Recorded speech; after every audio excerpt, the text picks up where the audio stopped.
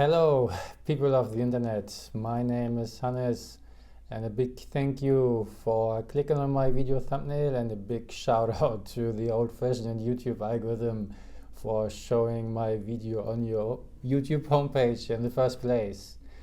Therapy changed my life, and with this video I want to help other people in their therapy journey to achieve personal growth and inner change.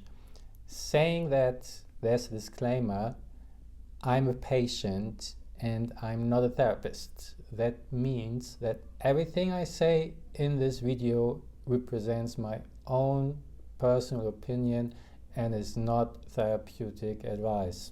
In this video, I want to talk about a relationship which is very crucial for the success of therapy. And this relationship is the relationship to the therapist. And I know from my own experience, especially when you never did a therapy, it can be a little bit intimidating, or what to expect from the therapist, especially because there are a lot of misconceptions out there, floated by TV series and movies. And in this video, I want to share my 2 cents about what I think is important in the relationship to a therapist. And the first thing I want to talk about is what to expect from a therapist in a therapy. Because how can I say, a therapist has a certain role, a certain job, which he or she fulfills as part of the medical treatment, because that's what it is. So a therapist has the same role as like a normal general practitioner doctor, okay, or surgeon. And one major role that a therapist takes is that, and this is very important, that the therapist is someone who primarily listens without judging. Okay, this is a very important point, because I will mention it later a bit more in detail, because it plays into the trust between the patient and the doctor. So the primary role of a therapist is to listen without judging. This is very important. So it is possible to tell anything to a therapist. Another characteristic that you can expect from a therapist is that a therapist will or should help you in navigating your feelings, or to guide you through your feelings that you will process or talk about in a therapy session. This is very important. So a therapist will not give you an immediate fix, okay? In my understanding, a therapist will help you in navigating and guiding through your own emotions, so that you are able to process these deep inside, sitting deep inside emotions, so that you're able to process them. And a therapist will help you to do this. And this is what you can expect from a therapist. Forget everything about what you saw in movies or TV series, or anything else that you maybe did hear or that you have in your imagination about a therapist. It's not real. Primary things are, they are there to listen without judging. This is very important. And they will help you to guide you through your emotions, so that you can process them. The next point I want to talk about is the trust between the patient and the therapist, which is very important, because the patient has to give trust. And there's a, how can I say, there's a grace. I mean, we are all humans. Okay, so it's naturally for us to mistrust in the beginning, especially when we interact with someone that we just met. So there's this grace period in every patient therapist relationship that is necessary to build trust. So yeah, don't be afraid of that, especially in like the first maybe one or two sessions. It is okay to not to trust in the beginning and to let it slowly build up. It is also in the responsibility of the therapist to be trustworthy. Okay, so this is something to consider. But saying this, trust is very important for the overall journey that the therapy is. So it's one of the foundations that is required, and so that's why every good therapist is keen to actually achieve this goal, so that the patient will actually trust them. Saying this, it's maybe for the patient it's about also like perspective, because how I see it is that the therapist is a doctor, okay, and this doctor, it's their job, okay. They did choose this as a profession, okay. So that means it's for a therapist, it's their, yeah, it's professional for them, okay, which means being trustworthy is part of their professional life, and they get paid for that, okay. So, and this is my angle why for me giving trust to a therapist is not easy, but it is something to overcome, okay. So I mean, it builds over time, of course. It depends on the actual topic you're talking about, or the feeling, or the situation. So this is totally normal, but it is fine, really, when you have concerns about to talk about a certain situation, topic, or feeling, to overcome this kind of how can I say this anxiety or this concern, okay, because it's okay to trust the therapist, because they get paid for it, okay. So it's their job, they must be trustworthy. And another reason why it's how can I say, why it's okay to trust a therapist is the so-called Hippocratic Oath. So every doctor or everyone who studied medicine, regardless what kind of specialization they ended up in, they all swore on this Hippocratic Oath. And this Hippocratic Oath means, or one part of that means, is that they have to remain silent about their patient. Maybe this is something that is true or correctly represented in TV series or movies. So when there's like, I don't know, a police investigation into someone, okay, and then this medical records, okay, so it's very difficult for any kind of jurisdiction to get access to medical records because of this Hippocratic Oath, and this patient secret is has very high value. So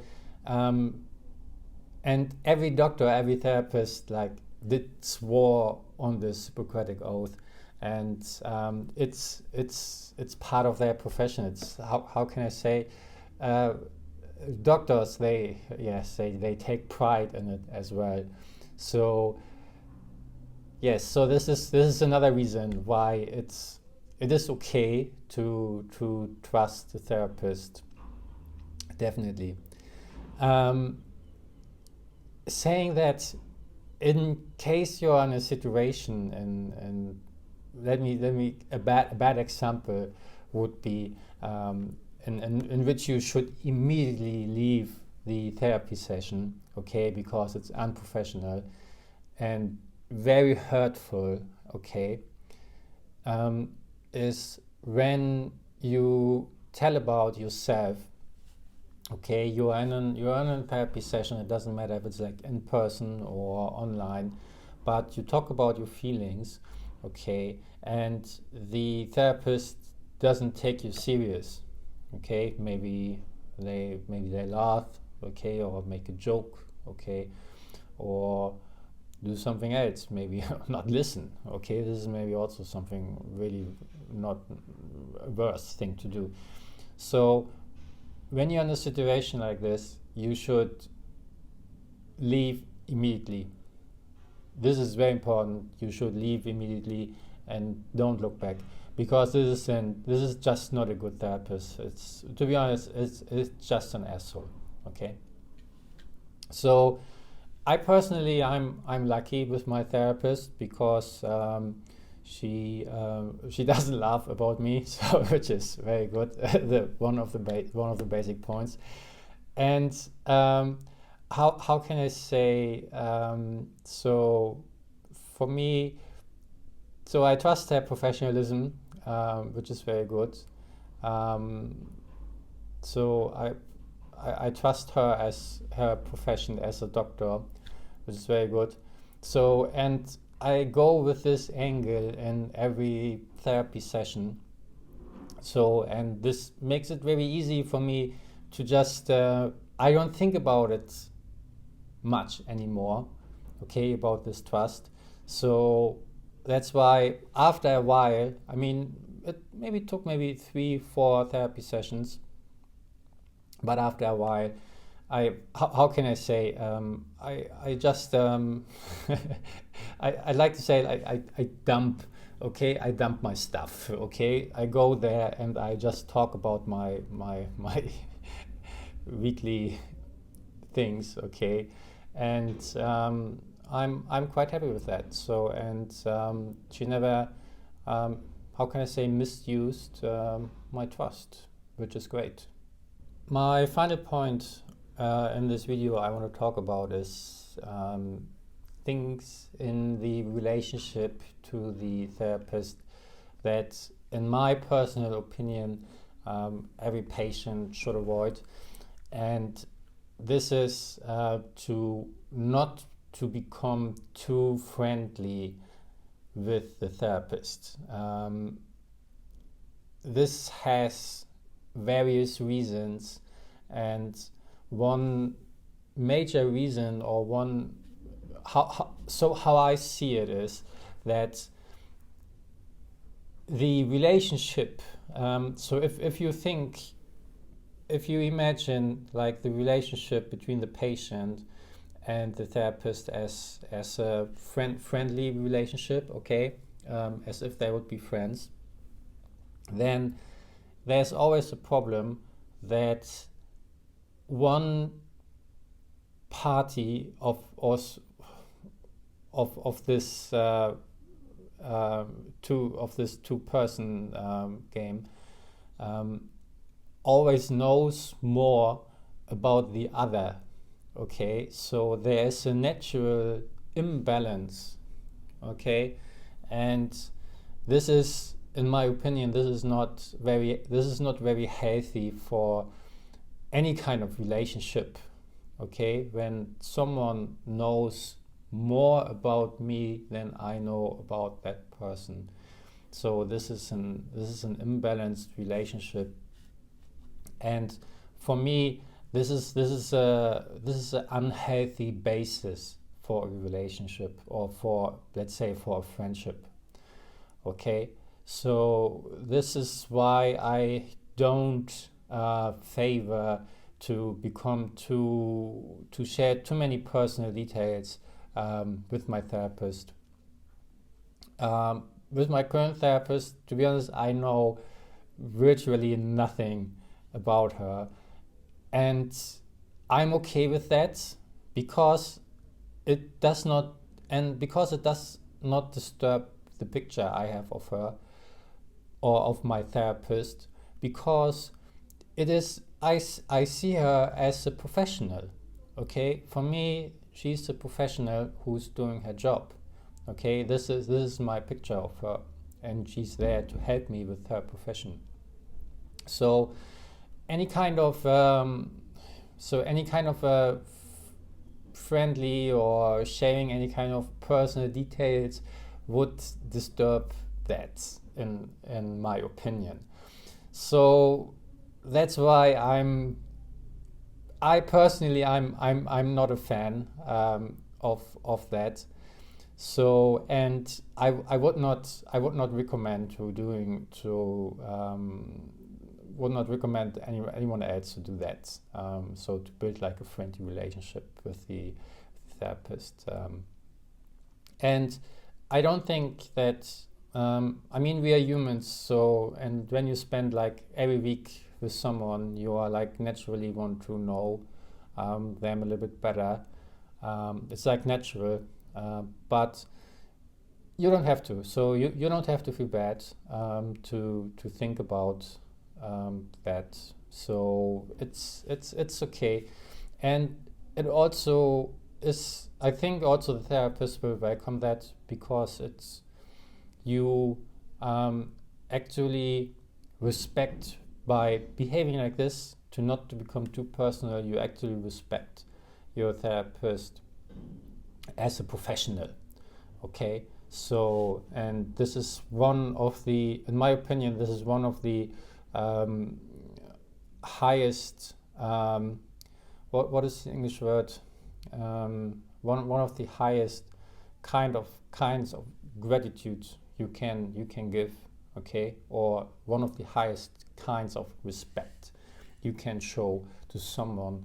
Okay, that you value their profession, and that you see them as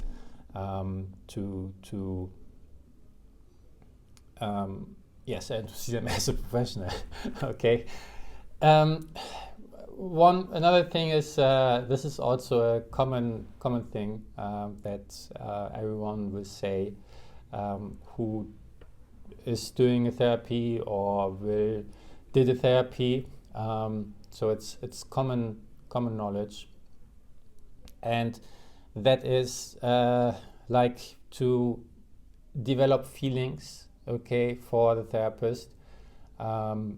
This is, let's say, this is natural to happen for patients, especially when you are, for example, when you are emotionally neglected, then it's, or no one really cares about you. So then it's natural when someone asks about your feelings and cares about you.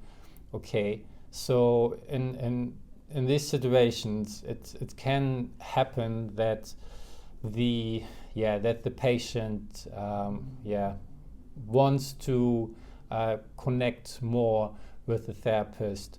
So, and if this is the case, I don't recommend this as well.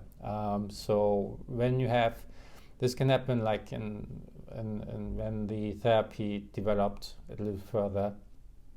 So maybe you did visit for a couple of months already. So in this situation, I would also not recommend.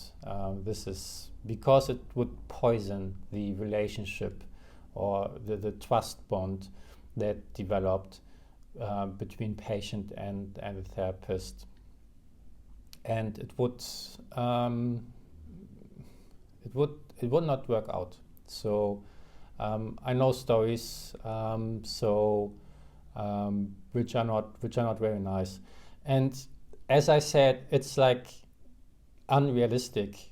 Okay, because the relationship is always from the beginning is imbalanced. Okay, because the therapist knows more about you than you know about the therapist.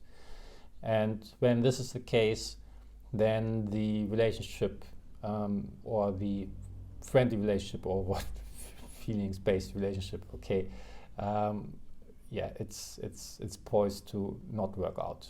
All right, this is the end of this video. If you want, you can write down in the YouTube comments about your thoughts about the relationship to your therapist. What do you think works out for you, or what is very important for you?